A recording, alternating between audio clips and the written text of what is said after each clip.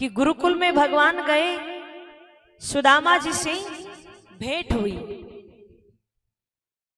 उनके हिस्से के चावल खा लिए और वही हाल हुआ आगे चलकर। सुदामा जी की शादी हुई, बाल बच्चे हो गए, लेकिन आज घर की स्थिति यह है कि खाने को अन्न का दाना भी नहीं है। घर में खाने के लिए कुछ भी नहीं है। सुदामा जी की जो पत्नी है उसने कहीं से सुन लिया कि वो द्वारिकाधीश इनका मित्र है, इनका सखा है, इनका लंगोटिया यार है। घर आती है सुशीला और पूछती है, सुनो मैंने सुना है वो त्रिलोकी का नाथ, वो द्वारिकाधीश आपका मित्र है, मैंने सुना है। कहा हाँ अवश्य। तो सुनो जाइए ना, आप सहायता मांगने के लिए जा क्यों नहीं रहे? जैसे कहा सहायता मांगने के लिए, सुदामा जी ने कहा नहीं, इतना समय बीत गया, आज समस्या आन पड़ी, विपत्ति आन पड़ी, तो मैं सहायता मांगने जाऊं? नहीं, बिल्कुल नहीं जाऊंगा। पत्नी थोड़ा दिमाग लगाती है, बड़ी समझदार थी, कहा सुनो मांगने मत जाओ, लेकिन कम से कम मिलने तो चले जाओ। उनको सब पता है, क्योंकि मिलने जाएंगे तो इनका स्वरूप देखकर वो त्रिलोकी के नाथ समझ जाएंगे कि सुदामा के घर की स्थिति क्या है, सुदामा की क्या कंडीशन है। मान जाते हैं, बोला हाँ ठीक है, अगर आप कहती हो मिलने के लिए तो मिलने में अवश्य चला जाऊंगा, कोई बात नहीं है। जैसे ही वो मिलने के लिए राजी हो जाते हैं, अब सुशीला क्या करती है, भेंट के रूप में कुछ दें तो 3-4 घरों से चावल मांग कर लाती, घर में कुछ नहीं। अब अलग अलग घरों से मांग कर लाती एक मुट्ठी चावल, तो सब बराबर नहीं, किसी के बड़े, किसी के छोटे, किसी के ज्यादा सफेद है, किसी के मटमैले हैं, एक जैसे नहीं है। और ऐसे कपड़े में बांध कर देती है, वो पता नहीं कितनी जगहों से सिला हुआ है, पोटली बांध देती है तंदुल की, और सुदामा जी लेकर चल पड़ते हैं। चलते चलते सुदामा जी, अब सुदामा जी की कंडीशन ऐसी वर्द हो गई, बेचारे कितने चले, भगवान ने कृपा करी, अपना विमान भेजा और कहीं रास्ते में सो गए थे सुदामा जी। सोते हुए को ही उठाया और सीधे द्वारिका पहुंचा दिया। जैसे नींद खुली पता लगा हूं मैं कहा, इतना बड़ा शहर, क्या बात है, कहां पहुंच गया मैं। काफी से लोग जा रहे थे, पूछा सुनो ये कौन सी जगह, मुझे द्वारिका जाना है। लोगों ने कहा यही तो द्वारिका है, आप कहां से आए, किससे मिलना है। कहा मुझे कनुआ से मिलना है। जैसे कनुआ का नाम लिया, लोग कह रहे अरे ये कनुआ कौन है, ये कनुआ कौन है। माताओं जोर से बोली राधे राधे।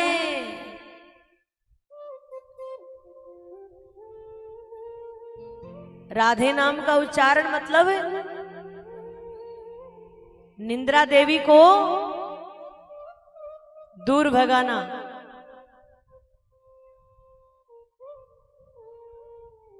पूछती कनुआ कौन है।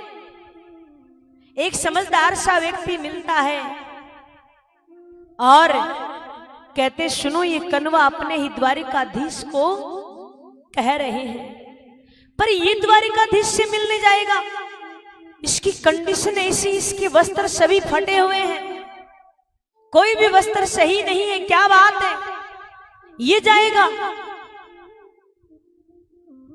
और वो भी अपने द्वारिकाधीश से मिलने। लेकिन वो जो व्यक्ति था, वृद्ध व्यक्ति समझदार सा, उसने कहा सुनो वो जो बड़ा सा सुंदर सा महल दिखाई दे रहा है ना, वो ही कनवा का महल है। अब सुदामा जी पहुंच जाते हैं, मन में विचार करते हैं क्या पता कैसा होगा वो, आजकल तो बड़ा राजा बन गया है, क्या पता मेरे को पहचानेगा कि नहीं पहचानेगा, क्या पता मेरे से बात करेगा कि नहीं करेगा। जैसे ही द्वार पे पहुंचता है, अंदर प्रवेश करने की कोशिश करता है, द्वारपाल रोक लेते हैं रास्ते में कि सुनिए अंदर प्रवेश नहीं है, कहां जाना, किससे मिलना है। अमेरिका में द्वारपालों से निवेदन करते हैं, प्रार्थना करते हैं अंदर जाने के लिए। द्वारपाल वहीं पर रोक लेते हैं, द्वार पे खड़े खड़े कन्हैया को याद करते हैं। सुदामा जी कि पता नहीं कहाँ होगा, कैसा होगा, कितना बड़ा राजा बन गया, क्या पता मेरे को पहचानेगा कि नहीं पहचानेगा, कुछ नहीं पता। तो विचार कर रहे हैं। इधर एक द्वारपाल कहता है सुनिए आपका नाम क्या है, मेरे को बता दीजिए और मैं आपकी बात रखूंगा। तो कहा मेरा नाम सुदामा है, मेरा नाम सुदामा है। वो द्वारपाल जाता है ठाकुर जी के पास। ठाकुर जी बैठे, भोजन की तैयारी, भोजन लगाया रुक्मन जी ने। और जैसे ही वो द्वारपाल गया और कहा मैं आपको बीच में व्यवधान डाल रहा हूं, भगवान क्षमा कीजिए, द्वार पे आपसे कोई मिलने आया है। भगवान ने कहा कौन आया है? बोला कोई आया है, दीन सा व्यक्ति है, दिखने में बिल्कुल ऐसा दीन लग रहा है, कोई आया है। तो कहा नाम क्या है जरा बताइए। कहा नाम तो सुदामा है। कहा क्या? बोला सुदामा है। जैसी सुदामा नाम सुना मेरे कन्हैया तुरंत दौड़ पड़े और इस प्रकार से तीव्र गति से दौड़ रहे हैं। कहीं पर मुकुट गिर गया, कहीं पर पीतांबर गिर गया। उद्धव जी देख रहे हैं ये ऐसी कौन सी समस्या आन पड़ी है, ऐसी कौन सी विपत्ति आन पड़ी है जो कन्हैया आज इस प्रकार से दौड़ रहे हैं। हो क्या गया है? कन्हैया दौड़े चले जा रहे हैं, पीछे उद्धव जी दौड़े आ रहे हैं। क्या बात है, क्या हुआ? अब द्वार पे खड़े सुदामा जी सोचते हैं क्या पता आएगा कि नहीं आएगा, चलो वापस चलते हैं। लेकिन जैसे ही कन्हैया पीछे से आवाज लगाते सुदामा, जैसे नाम सुना वापस मुड़कर देखते कन्हैया दौड़े आ रहे हैं। और जैसे ही कन्हैया आए सुदामा जी को अपने अंक में भर लिया, अपने सीने से लगा लिया और बड़े प्रेम के साथ अब तो महल के अंदर लेकर आ रहे हैं, बड़े भाव के साथ लेकर आ रहे हैं। उद्धव जी देखती अच्छा इसके लिए दौड़ रहे थे, सभी रानियां देखती क्या इसके लिए दौड़ रहे थे भगवान, ये कौन सा मेहमान है आज अचानक आया है, ना सही से तन पे कुछ वस्त्र है, ये कैसा मेहमान है। भगवान लाते हैं अंदर सुदामा जी को और अपने सिंहासन पर बैठाते हैं। अपने सिंहासन पर बैठाते रुक्मन जी को कहते हैं जल लेकर आइए। नीचे बैठ जाते हैं कन्हैया और सुदामा जी के पांवों को देखते हैं। जैसे ही उनके पांवों को देखते हैं तो उनके पांव लहूलुहान हो रहे हैं, चलते चलते पांव में छाले पड़ गए हैं, चलते चलते पांव में कांटे चुभ गए हैं और कांटे चुभने से खून बह रहा है पांवों में। जब ये स्थिति देखी अपने भगत की, सुदामा की, भगवान से रुका नहीं गया और भगवान के नेत्रों से अश्रुधार बह चली और जल की जगह ठाकुर जी ने अपने आंसुओं से ही सुदामा जी के पांव का प्रक्षालन कर दिया,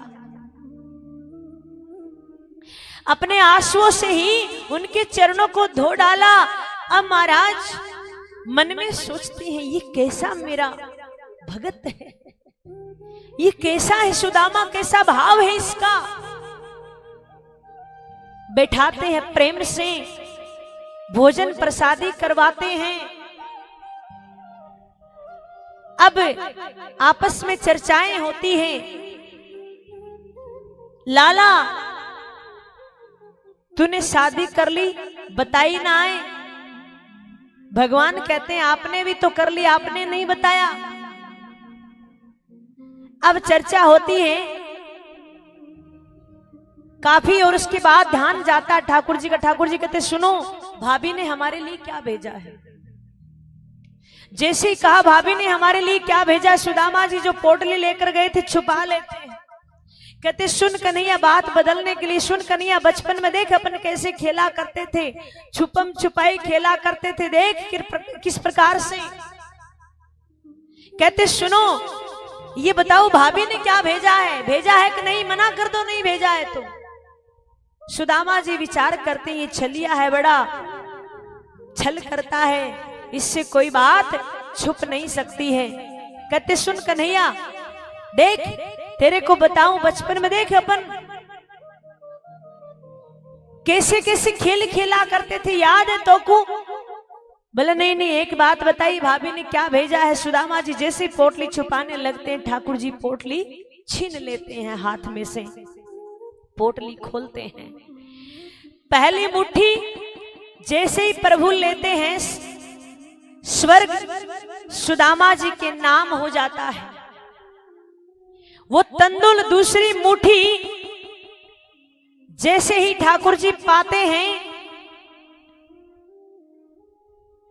पृथ्वी लोक का वैभव अपने मित्र को सौंप देते हैं। और तीसरी मुट्ठी तंदुल जैसे ही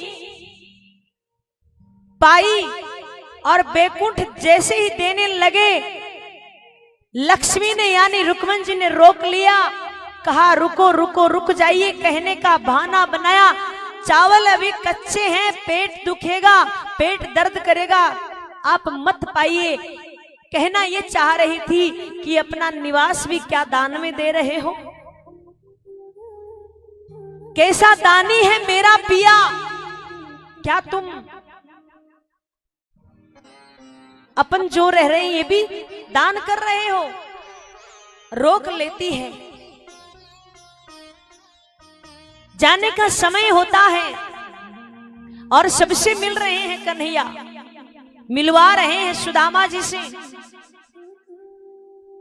पत्नी कितनी है, शादी कितनी हुई थी, अभी तो 8 के बारे में जाना, आगे और भी जानेंगे, कितनी बच गई बाकी। हाँ तो इतनी शादी करी तो कितनी रानियां, फिर उनके बच्चे, फिर उनके बच्चे, सबसे मिलवाया, सबको आशीर्वाद दिया। अब सुदामा जी चलने लगे। कहा लाला मैं जाऊं, कन्हैया कहते हैं जाओ, चल पड़ते हैं। बोले लाला तेरी भाभी ने एक बात कही है, एक संदेश विशेष भेजा है। बोले क्या? कि वो आपका बड़ा ध्यान रखती है, आपके लिए आए दिन एकादशी रखती है, वो हर दिन एकादशी रखती है। कहने का क्योंकि भाव ये था, रुक्मन जी सुदामा जी की जो पत्नी है सुशीला, वो कहकर भेजी थी कि जाओ तो ये जरूर कह देना कि यहाँ पर तो आए दिन एकादशी होती है, यानी घर में कुछ खाने के लिए नहीं है, घर में खाने के लिए नहीं है तो एकादशी अपने आप हो जाती है।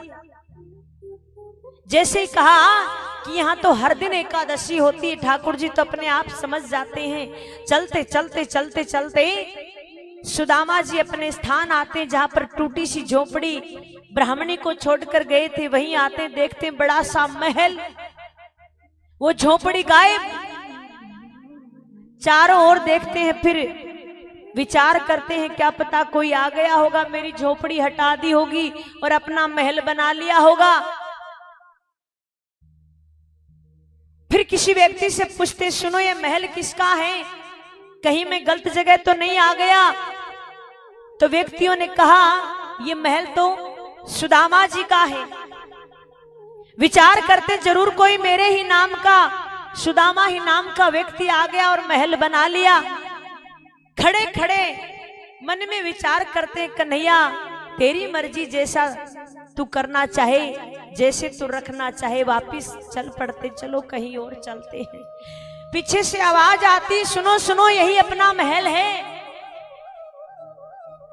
पीछे मुड़कर देखते हैं, पहचान नहीं पाते अपनी पत्नी को। जैसे ही पास आती है तो पहचान जाते हैं, और जैसे पहचानते उनकी पत्नी कहती, सुनो यही अपना महल है, आपको नहीं पता, आपके मित्र ने सब व्यवस्था करी। बोले अच्छा। बोले हाँ। वहीं खड़े खड़े आंखों में आंसू आ जाते हैं, और सुदामा जी वहीं खड़े खड़े कहते हैं, अरे कन्हैया वारी जाऊं तेरी यारी पर, वारी जाऊं तेरी मित्रता पर। कन्हैया से मिलने गए थे सुदामा जी, कुछ नहीं मांगा, लेकिन बिना मांगे कन्हैया ने सब कुछ दे दिया। किस लिए? ये दृष्टांत क्या सिखाता है? ये दृष्टांत यही सिखाता है, अगर किसी से मित्रता करो, अगर किसी से प्रेम करो, अगर किसी से यारी करो, तो क्या निस्वार्थ भाव से करो, उसके पीछे स्वार्थ नहीं होना चाहिए। मेरे कन्हैया से कुछ नहीं मांगा, सब कुछ दे दिया, और हम आए दिन मंदिर जाते सब कुछ मांगते, लेकिन फिर भी कुछ नहीं मिलता है। ये संकल्प करो, मंदिर जाओ तो कुछ नहीं मांगना है, कई बात कहना कि ये शरीर सही रखना ताकि तेरे मंदिर तक आ जाए, तेरे द्वार तक आ जाए, ये शरीर सही रखना, बाकी कुछ नहीं चाहिए।